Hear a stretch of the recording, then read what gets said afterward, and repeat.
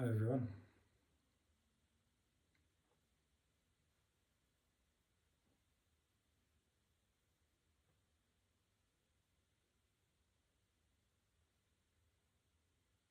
So after an energetic shift, after self-realization,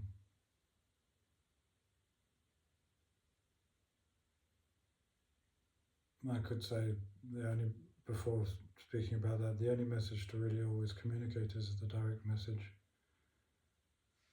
The saber that cuts through all the bullshit. This is it. This is aliveness. Nothing being everything.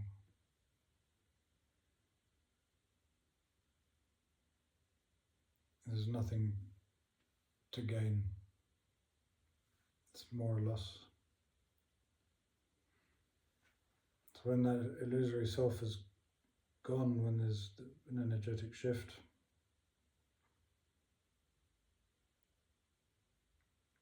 we are that stillness, experiencing this constantly changing world, if we can even call it a world.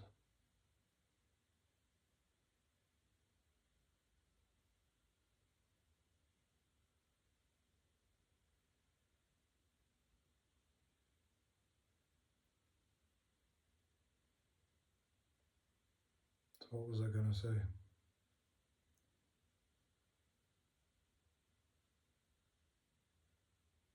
Yeah, it's quite amazing. From that stillness, everything is just seen as it is, witnessed. So things fall away that just don't need to be anymore.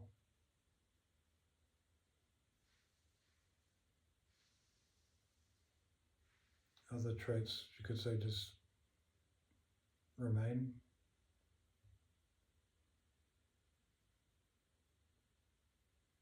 And you don't get to pick or choose.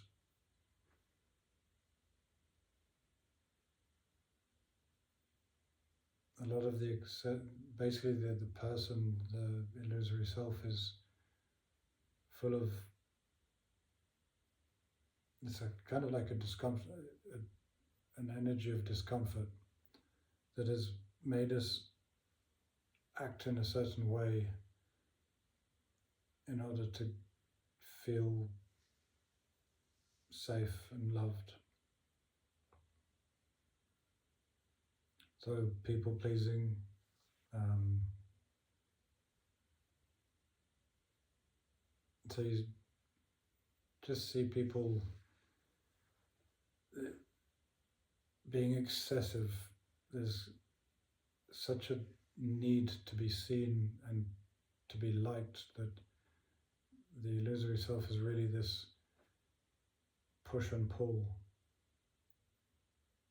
You go out to see friends and you might be loud and exuberant because, in a way, I want to have fun. And then when you're on your own, there might be mild depression or being solemn. And that's the way the illusory self kind of exists. It fluctuates between exuberance and mild depression, always trying to get somewhere, always trying to achieve something. And it constantly simply overlooks that in this, everything's perfectly fine. And this doesn't need to appear any particular way.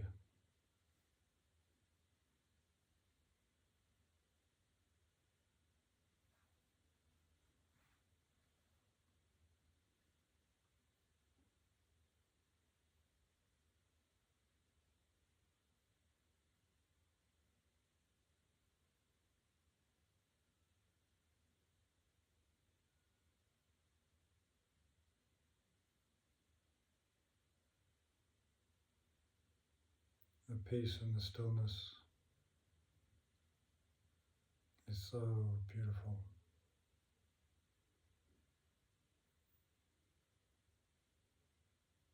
Just amazing.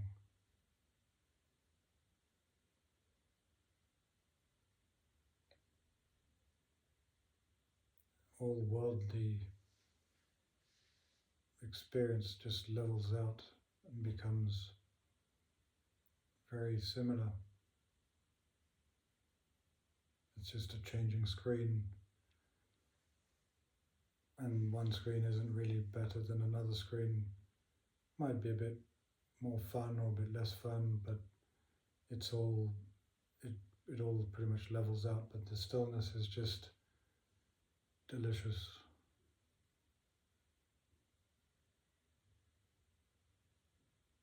I would say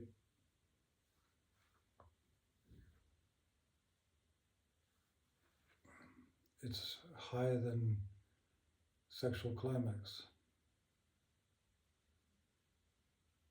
And it's not for nothing that there's such an addiction to sex when we are limited in the limited self,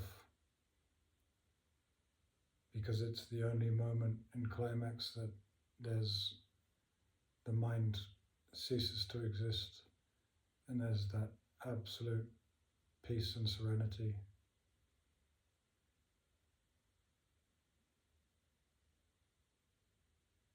And that is what is here always.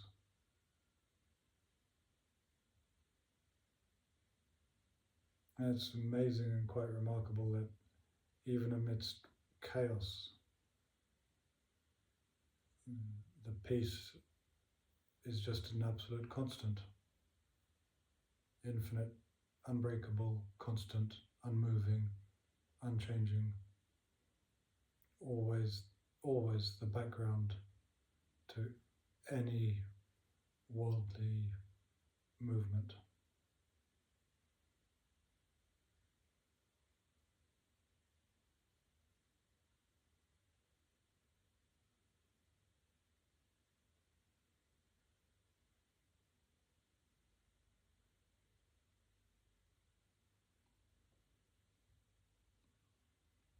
So I guess could say that with the illusory self, we seek pain or we seek pleasure to avoid pain. It's a game of pleasure and pain. So the pain especially is always rejected. So there's that push and pull.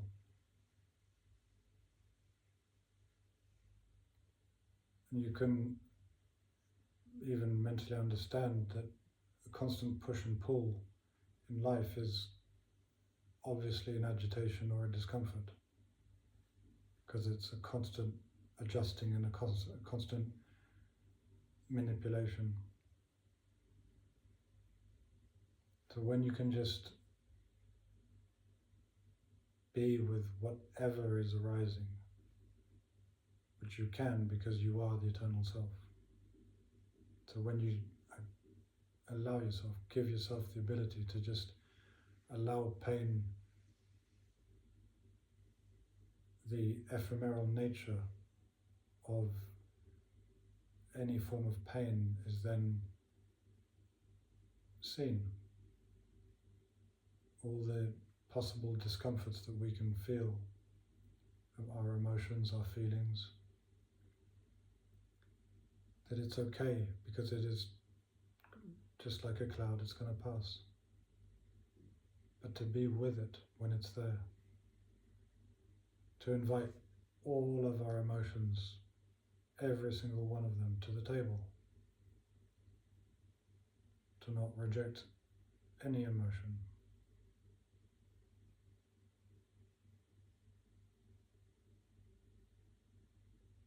So this is not about making our worldly experience a better one, meaning, because that's the game of the illusory self.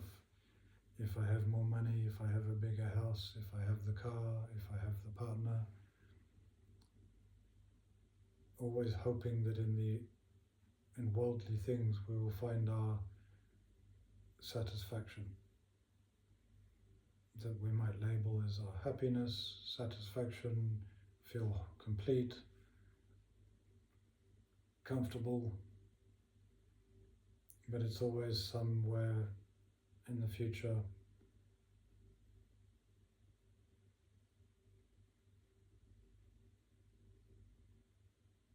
And there's this possibility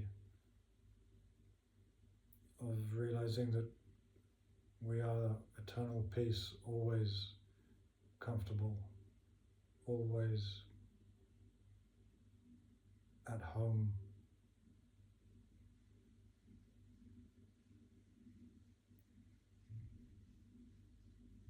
It's so profound and so deep, but I can't understand this, and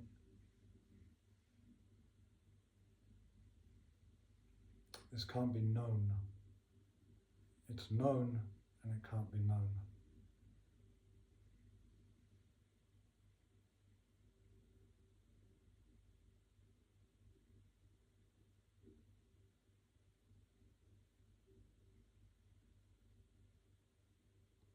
This is life in freefall.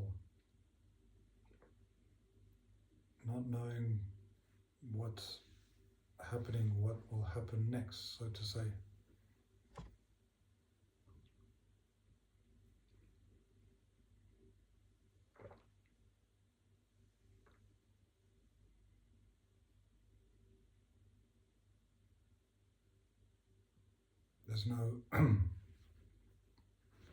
There's no instruction that can be given, that if any so-called teacher gives instruction, it can only be misleading.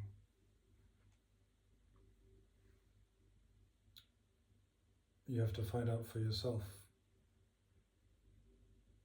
if this is truth, or what is truth.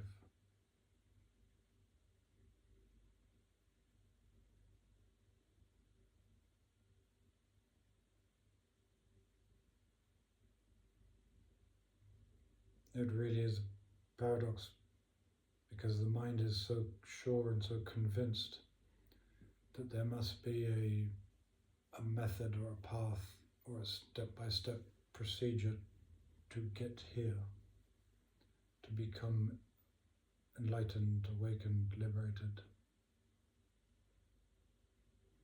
And that is the dilemma, that is the paradox. So it's best I can describe as it's flipped around. This is it.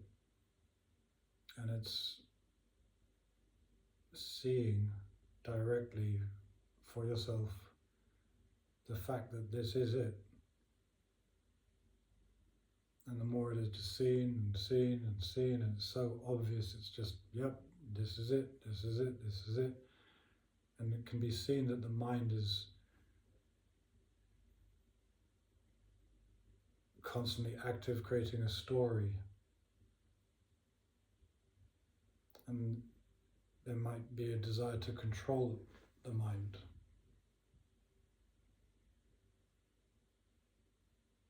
Because it's uncomfortable. But that's what's happening. So just, in a way, just be okay with discomfort.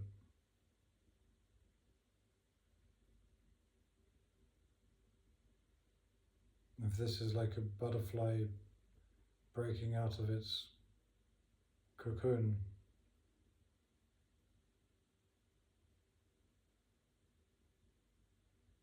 it's not necessarily comfortable. It has to break free. And even the caterpillar has to climb into position and create the cocoon. So it's a process, and it is just what's happening.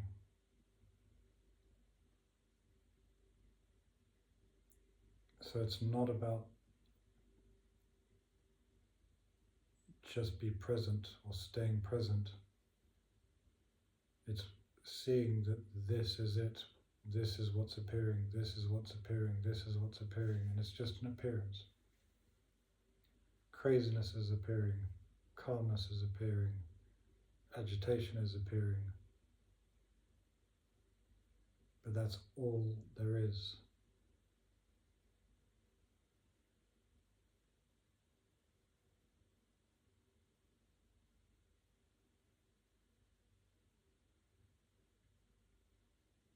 And there's something that's aware of this constant change.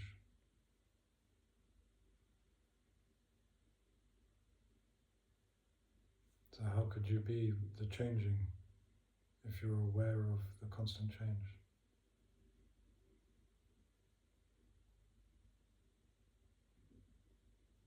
So in sticking with what is, whatever is,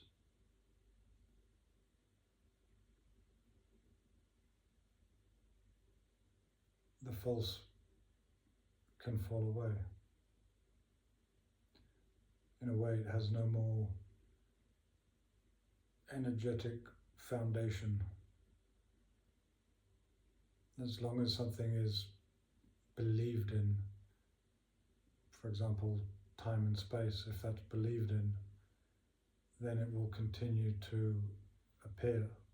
When it is seen that there is no time, then that automatically crumbles, and it doesn't have to be done away with, it can just no longer manifest or survive.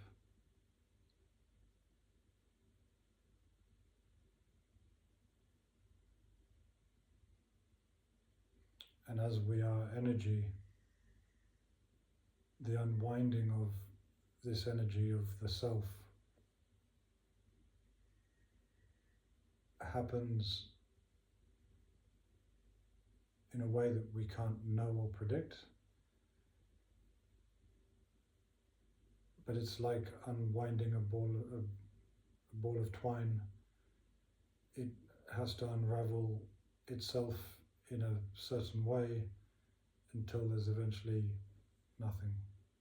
And this really goes down to absolute nothingness. You go to complete zero. You don't have to worry about where am I at. It's this.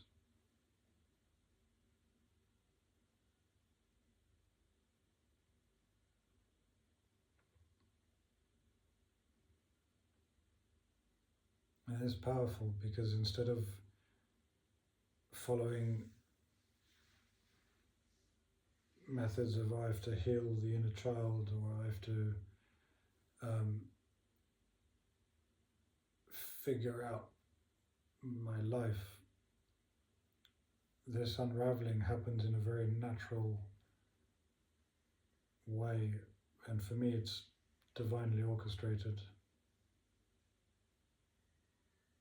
So life experience will happen in a way that allows that unwinding to just happen in a very natural and organic way.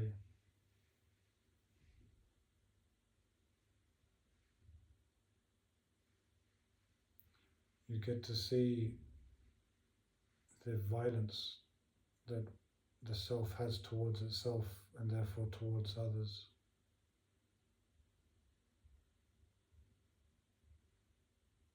And it's quite a surprise when you see how violent you've been with yourself through these needs of pleasing other people, needing to be a particular way.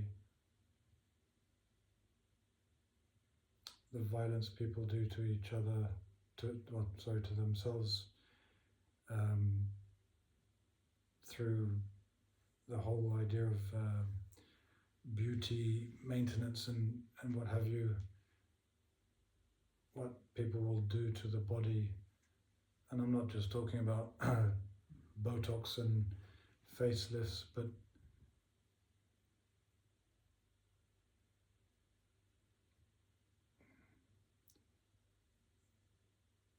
the simpler we become, simple methods are then seen as being the most practical and real, like eating healthy food, greens and vegetables and fruit and what have you, and eating less clears out the body quite naturally of all impurity. It doesn't have to be done as this massive exercise. It's just that the body gets listened to. It doesn't actually need to eat constantly. When we eat constantly, the digestive system is always functioning like crazy. It's a machine that's just constantly being pumped full. So for example, I did this, or what happens now, and it's not because I tried to make it so, it just became what felt natural. So I eat once a day. Occasionally I might have a snack in the evening if I feel like it, because I have no rule or no restriction. But the majority of the time it's just once a day. The body's perfectly content with that, and so the body's not running its digestive system all the time, so it can do other things and clear the body and the skin. And because that one meal is a balanced meal, there isn't a whole bunch of crap going into the body all the time. That means you end up with spots and scars and greasy skin and all sorts of conditions that sugar can give and what have you. So just life becomes simple in so many ways, but it's not a doing, like, oh, I have to do sport, I have to do my diet, I have to do this. All of that, for here at least, has just all fell away. It's just what's happening, and what's happening is so simple that everything just got simple. Everything uncomplicates itself. So going into a bathroom, when the body is fed simply, the body maintains itself simply, and there's just less to do beauty-wise. There's less need even for excessive. I do a lot. I hardly do anything compared to before, when I was identified as the illusory self. I used to lift weights and be very muscular, and all of that just fell away. There was just no longer any need to push this body in the way that I used to push it, because I used to always push to as far as I could. So this is a real simplification of life, but doesn't have to be. There's nobody who can tell you how to live. But in freedom, if you want to eat chocolate, eat chocolate. You want to eat pain au chocolat, eat pain au chocolat. It's just, life is free.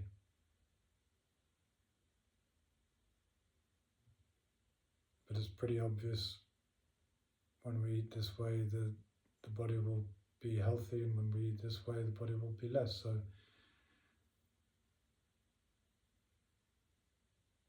as my grandmother told me, everything in moderation.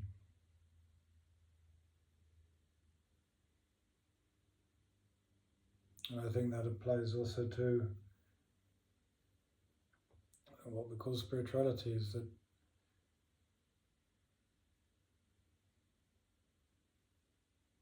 this is life.